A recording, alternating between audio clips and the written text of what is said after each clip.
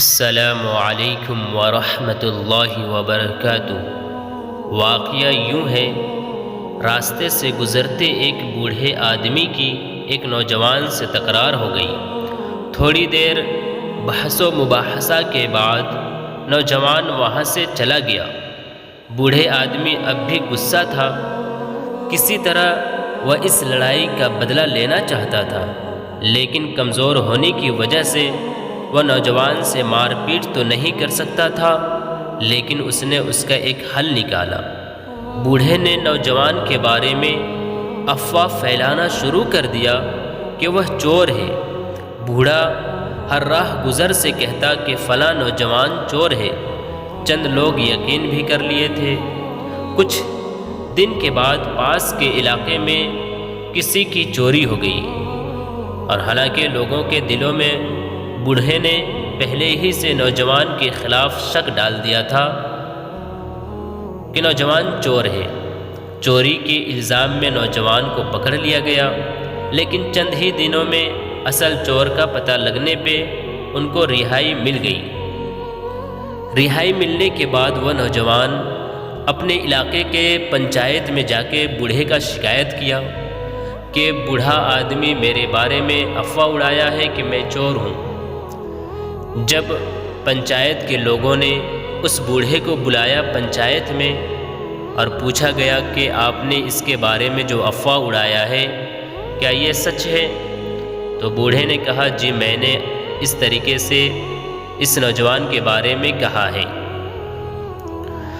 تو پنچایت کے لوگوں نے کہا کہ آپ کی نجات کے لیے، آپ کی بچاؤ کے لیے یہ کام ہے کہ بوڑھا آدمی آپ جائیں اور کاغذ پر اس نوجوان کے بارے میں جو افواہ اڑائی ہے اس افواہ کو کاغذ پر لکھیں اور چھوٹے چھوٹے ٹکڑے بنا کر اس کو چوراہے میں پھینک دے، ہوے میں اڑا دے۔ وہ بوڑھا خوش ہوتا ہے اور کہتا ہے کہ بس اتنا ہی سی بات۔ وہ فوراً گھر جاتا ہے اور گھر جانے کے بعد کاغذ پر وہ لکھتا ہے سارے افواہ، اور چوراہے میں جا کر وہ کاغذ کے ٹکڑے کو اڑا دیتا ہے۔ اڑا دینے کے بعد دوسرے دن وہ بوڑھا کو پنچایت کے لوگوں نے بلایا اور کہا کہ آپ نے ایسا کر دیا جیسا کہ پنچایت نے حکم دیا تھا۔ وہ بوڑھا خوشی خوشی کہتا ہے کہ جی میں نے ایسا ہی کیا جو آپ نے کہا۔ اس کے بعد پنچایت کے لوگوں نے کہا کہ بوڑھے آدمی اب تیرا یہ کام ہے کہ جو تو نے چوراہے میں کاغذ جو اڑایا تھا اب سارے کاغذ کو ایک جگہ جمع کر کے لاؤ، اگر تو نے لے آیا تو تجھے نجات ہے۔